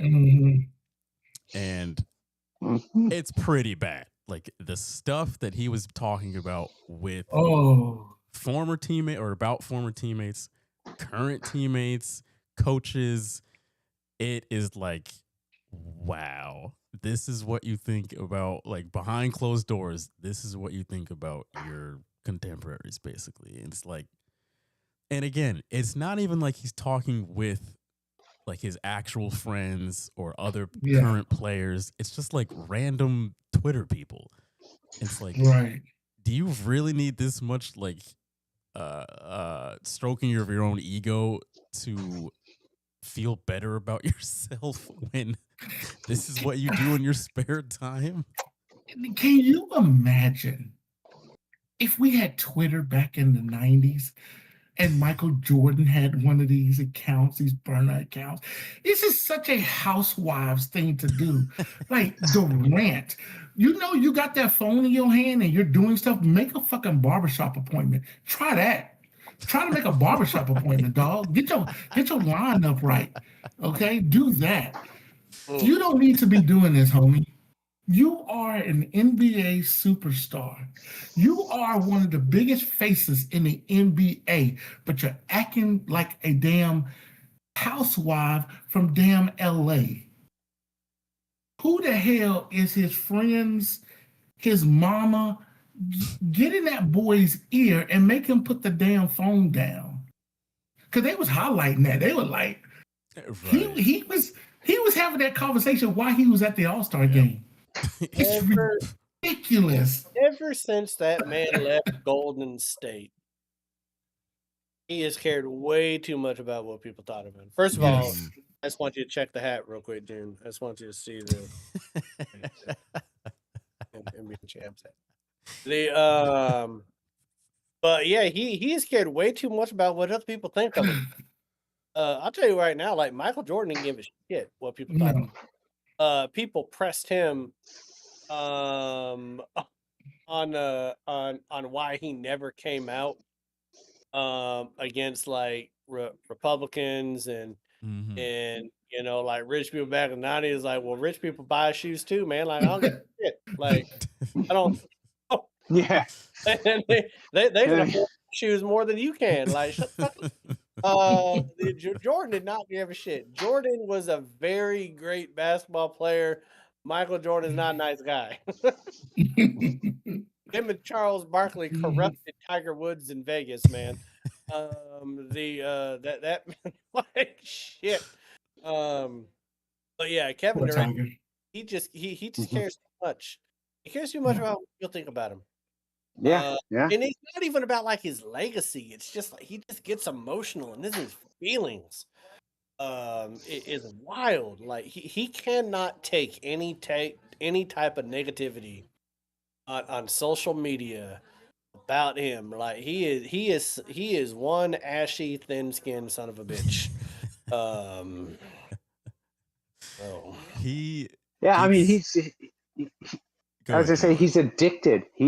He's addicted to social media. He's addicted to X and everything. He's got to be. He's got to put out what he thinks, what he's saying, and he wants to have to say about it. And if they don't agree with him, or if they think, you know, nah, man, you're wrong. This isn't right. It hurts him. It's like, dude, put the phone down, walk away. Put it down and walk away. You're a grown ass man. Put the damn phone away. You know, what difference does it make? Some 60-year-old white guy thinks you're a punk. Who cares? Stop and think about this for a moment. You're worth $300 million. I don't fucking care. If I was worth $300 million and someone thought, big fucking deal. You know what I'm doing? I'm flying to Vegas this week so I can drop like 50 grand playing blackjack a hand. I don't care. Can you do that? No, fuck no. And you're an NBA MVP. You're a 2-time NBA champion. NBA champion. Yeah. Yeah. Like, I mean, it's the shit. Like how we want it. Like to me, it's like he cares about his perception so much. In my opinion, like the Warriors would not have won those titles without him. Yeah. He was the Finals MVP for a reason. They went and got him because they got spanked by Cleveland. Like they needed him to get over the top again and establish themselves as like the best team. But yeah, man, it's damn. Yeah, Evan, come on, It's man. ugly. he does. I This love him of- because he was Sonic. I love him because he played for He the was, Sonics yep. in the first year. He was Rookie of the Year. I love how he reps the Sonics. Like there was times when he was playing in OKC, he would walk through the tunnel wearing like a Sonics jersey Mhm. in OKC. I love that because he I never will like never forgive. I will never forgive David Stern for getting rid of the Sonics. I will fucking never forgive David Stern for that shit.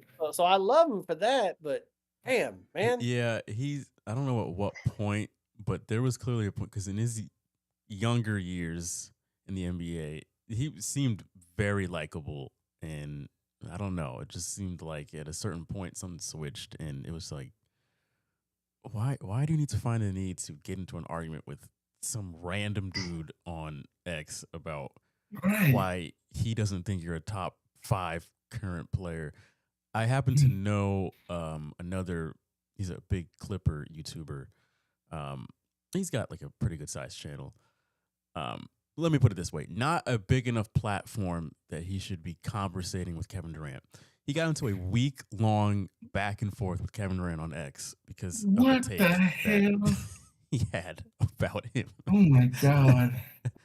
And then, of course, Kevin Durant puts all his, all this is public, so all his followers, all his cronies are then now getting on him about his take on Katie's. Like, this is so Oh my lame. god, bro! This is, bro, come on, bro. You're one of the better players in the NBA, man. Just Exactly. like it. Just get a haircut, though. Get a line Do up, bro. that. While Get your you're edge there, up. Get your edge up. while you're Get your there, edge up, you bro. can air out all these grievances. You can Yeah. talk about all this shit. Lotion on your ankles. Some lotion on your ankle. Yeah, Get an edge up. he needs a spa day. All right. Last but not least, Chris Paul announces that he's hanging it up after he has been on, I think, 15 of the 30 NBA teams. That's so wild because I thought the NBA retired his ass before he announced it. Like, Yeah, I mean, I had really thought that after his last release, I actually thought he had. I really thought that he had retired. For him to finally announce it and make it a dude, the Clippers retired your ass. They retired you. That was it. It was over. they didn't let you get back on the plane, man. They left your ass in Atlanta. Yeah. They forgot you were even on the team. That's how it was. They're like, hey, where's Chris? And I'd be like, Chris who? He was done dirty a little bit. Like someone of his stature in the league. And not just that, but I mean, the thing about his career, the NBA really fucked him when they did not allow that trade to the Lakers. Yeah. That if you had Chris Paul, Kobe Bryant, and Dwight Howard on the same team, and not like Steve Nash in the very, very, very twilight of his career, another Canadian I don't like. You just imagine like what those Lakers could have been and what they could have ended up trying to put around Chris Paul, after Kobe left, yeah. Yeah, and then he ended up going to the Clippers. But it's almost like the NBA was like, nah, man, we kind of tired of the Lakers. We ain't gonna let this happen. Right. Like I've never seen a league like not allow a trade. Like Like it's just weird. Like it was set, it was done. Well, David Stern was fighting with Dr. Jerry Buss at the time, I believe. I believe he was fighting with Dr. Jerry Buss at the time. And so that was one of those things. And David Stern just an asshole, man. He was an ass. I just want to say this. I grew up in Winston-Salem, North Carolina. I knew Chris Paul's family. A couple of his cousins played with me in football at my high school. He went to and so I knew his family. And I remember he was a little kid, like 9 years old, or younger than that.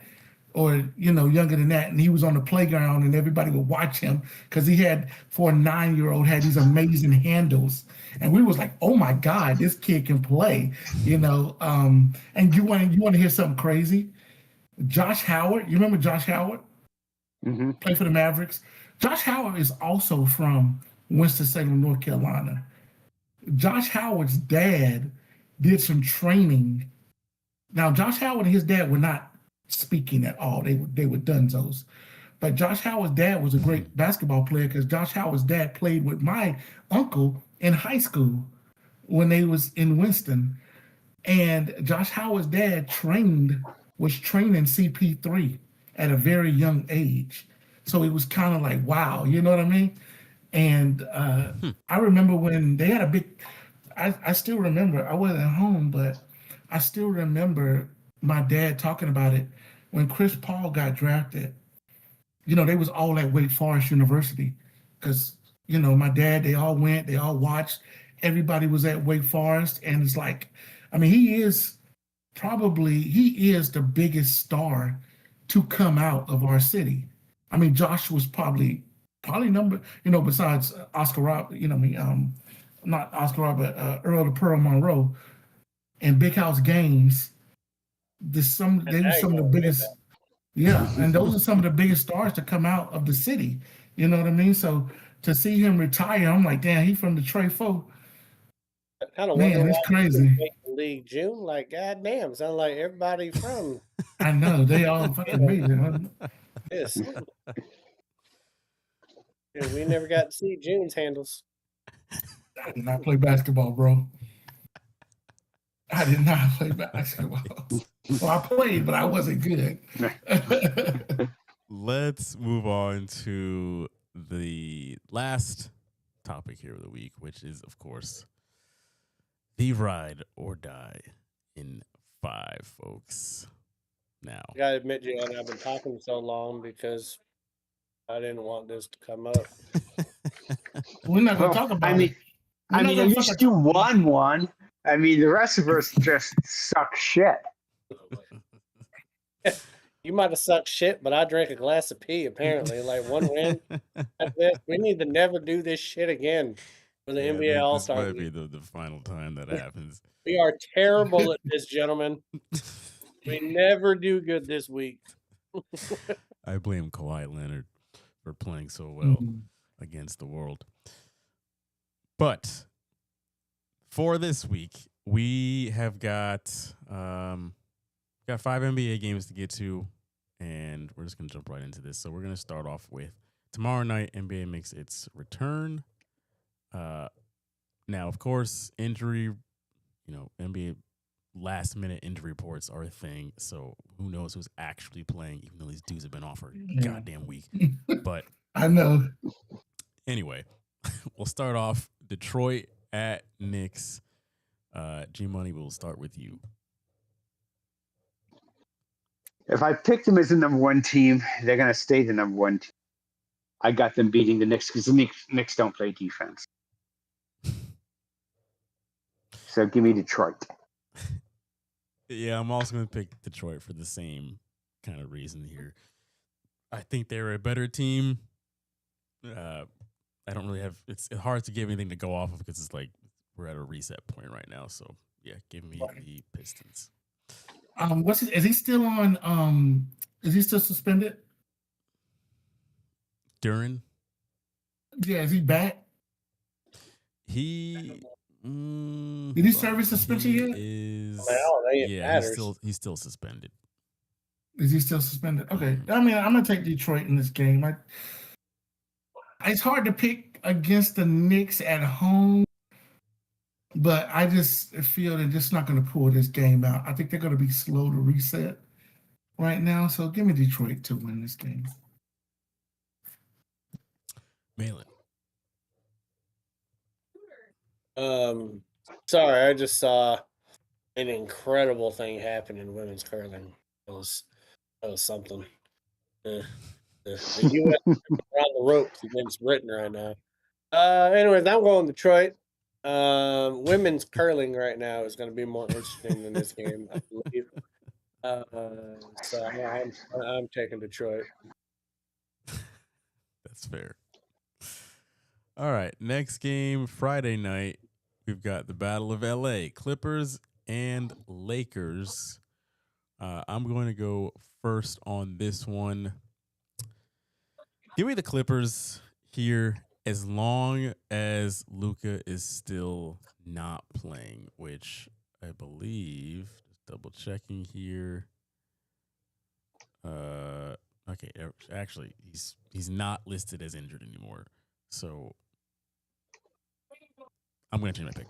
Give me the Lakers at home here to win this one, because as long as LeBron, Austin Reeves, and Luka are playing, then yeah, I think that they should win this game because they are at almost full strength. I know DeAndre Ayton's out, but that literally does not matter at all.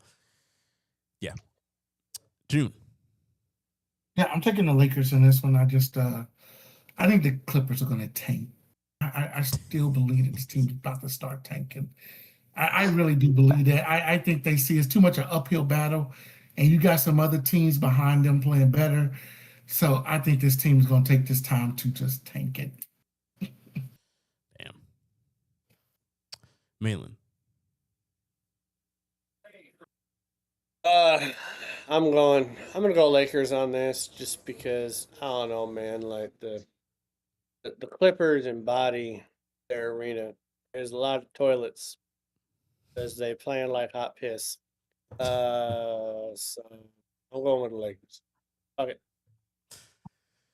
G Money. LeBron said, "We're not a championship team. We're not a playoff team." And he's right. They fucking suck. They can't play defense. They have no rim protection. In fact, they don't even know what that means. And I don't care that LeBron's playing with his 49-year-old self. He's going to have to fucking take at least a quarter off. Luka at some point will get tired, and AR-15 will turn into like no way 15. So I'm going to go with the Clippers. I'm going with the Clippers. That's fair. Very fair. Next game, Saturday night, we've got the Rockets at the Knicks. June. Yeah, I don't see the Knicks losing 2 games in a row at home. I think Houston comes in off the road, and the Knicks just get the win. I just think they just win by default. So Knicks win. Malin. Yeah, I'm going Knicks. I mean, if I have them higher in my top 10 than the Rockets, I don't think I can. They're playing in New York too, right? Yeah. So if I have them higher in my top 10 than the Rockets, and the Rockets are going to New York, and Kevin Durant, he's going to be too busy making another burner account. I think the Knicks will win this one. That's hilarious. G Money. Yeah, I got to go Knicks on this one. 2 games at home. And they're kind of Jekyll and Hyde. You know, they'll get beat bad by a team, and then the next game they play, they stomp on that next team. Mm-hmm. So, you know, I expect Detroit to beat them bad and then come back and beat Houston. Yeah, I'm also going with the Knicks to win this one. I really think that the Rockets are going to be in at least a small tailspin. It could balloon into a full-on meltdown, but I think for the next week or so, they'll drop some games. I just think the chemistry is going to be all kinds of effed up right now with how things are going. So I'm expecting them to drop some games. And yeah, if I'm picking against the Knicks previous game, I can't see them losing 2 times in a row at home. Not to this team. So yeah, Knicks at home there. Next one, Sunday afternoon, we've got the Nuggets at the Golden State Warriors here. And Malin, we will start with you. Team of the Nuggets. Just got to use poor logic. One team's in my top 10, the other isn't. In fact, I think the Nuggets were in my top 5.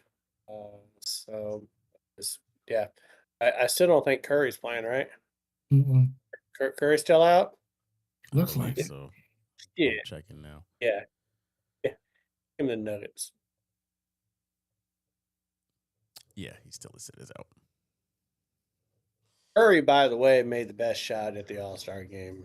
I don't know if you guys saw that, where he shot it from the TV desk. Did you guys not see that? Yeah, the that was a fucking insane shot. Like, if I didn't know any better, that was AI. Right. If it wasn't live. He hit that from way back in the seats. Why aren't you playing? I don't know if you guys saw it. This is another side note, but Steve Ballmer during the game, they brought him onto the court and interviewed him during a timeout, and he was just so charged up. I was like, this man. And he was just basically just giving all the praise to the city of LA and the Intuit Dome. And then literally seconds later, they just completely shit on it because they were like, all right, next year we'll be in Phoenix. It's like, well, that's fun. All right. Anyway, G-Money. Yeah, I'm going Denver, even though I think Steph may be back for that game. I'm still going to go Denver. They're old. They're injured. And Steph can't carry the team by him. He just can't. He's not that player anymore where, he's going to put up 40, 50 points and win by 3. Oh, well, now that you said that, he's probably going to fucking do it. He may. They still won't win. Put up 50 points and still lose. Yeah, I'm taking the Nuggets here as well. They're just a much better team. They're in much better health. And yeah, Steph may be back by now or by then. I don't know. But to be honest, I don't think it's going to matter. Same as Money said. So, yeah. June. Yeah, give me the Nuggets. I just don't believe in the Golden State Warriors at all at this point. Too many injuries. They're old. Steph may or may not be back, but I don't think that's going to matter right now. So give me the Nuggets to win. All right. Last game, Sunday evening. We've got the Celtics at the Lakers. Lakers are just, man, they haven't had to leave the city of LA in 2 weeks, I guess. NBA, what's going on there? Celtics. Yeah, there's a right and a wrong answer here. So if anyone is picking the Lakers, speak now. All right. There we go. There we go. I just can't. I just can't. You look at it and you go like, yeah, no. It's still fuck Boston, but they're going to win. Boston's what, the number 2 defensive team in the league? Yeah. You're the number 2 defensive team. So you're going against the Lakers that don't play defense. and so you're going to shut them down. At some point, LeBron's going to fall down, taking a shot, going to hold his knee, roll over, look at the ref like, he fouled me. And the ref's going to go like, shut up, old man. Yeah, I really think the Lakers will end up being a play-in, and I don't think they go very far in the playoffs. No. They're old and they're not that good. Then that's their problem. Well, it is absolutely comedy, like just pure comedy to see when LeBron does argue with the refs. Now it's like, you're probably older than a lot of these refs now. Like, I know, most of these I know, refs are right? older They're like, hey, LeBron, we're just going to, we're going to keep the call, LeBron, okay? We're just going to keep this call. But it's okay. You can still argue with us. We remember, I remember when you came into the league, It's like, I remember when you played for Cleveland the first time. I was in high school. Yeah. I had your jersey. Yeah. I just live right outside of Akron.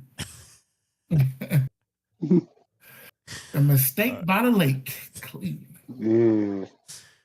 All right, that is gonna do it for this week's episode. Are we doing locks? No. Oh, that's right. I'm sorry. If you guys have a lock, go ahead and you can volunteer to go first. I'll go first. I got tomorrow night's game, Boston and Golden State. Give me Boston -4.5. Ooh. That's a lock, baby. Now, I don't like you saying that. I didn't think about it a lot. That's all right. I did. For a change, I actually, and it's something that Jalen said for the 3-point contest. So Houston's playing Damn it, G-Money. Charlotte tomorrow night. And I'm like, oh, Con Knuckle. Plus 3.43. So he's got to make 4 threes. Oh, yeah, that looks like a lock to me. I got a lock for you, Jalen. It'll go way out there. Well, it's actually not way out there. U.S. women's hockey. We're gonna win the gold. Ooh. Are they playing Canada? That is my lock. They haven't even given up a goal. Damn. In the Olympics. I think they've scored 32 goals and they haven't given up a single one. Yeah. Yeah. They're on fire. So U.S. women go hockey. Talk about that hockey. There you go. Mine, I have got in that same game. So Khan is my usual go-to, but G-Money took it. But also they're starting to bump his lineup because you said it's at 4, G-Money, or 4.5. It's at 3 point. It's at 3.4. So basically, might as well, he has to have 4 threes because I don't know how the hell you get a 0.4 over 3. Does it hit the rim? Does it kind of roll off but almost make it? So he's got to make 4 threes. Yeah, they're catching. Vegas is catching on to that one because usually it's like 2.5. But I'm gonna take in that same game though. Give me Şengün's rebounds over. I think it's 8.5. Let me just double check. Why do I keep? It's the wrong game. Rebounds. Yes, 8.5 over 8.5 for Şengün's rebounds. I'm fine with taking that one. Yeah, that's tomorrow night, 7:00. Rockets, Hornets. So I've got Şengün over 8.5 rebounds. G Money's got Khan over 3.5 or 3, whatever, 4 3-pointers or more. Mainland's got the women's U.S. hockey team winning gold, and June has the Celtics covering, is it 4 or 4.5 points against Golden State? It's 4.5. 4.5. All right. Mhm. Well, those are our locks for the week. Next week we'll be back on Tuesday night instead of Wednesday, so you guys get us a day earlier. So mark your calendar, set your alarm, whatever you gotta do. Lucky All right. you. We'll see you all next week, folks. Enjoy the remainder of your weekend coming up here, and we will see you all then. Peace out. Peace out.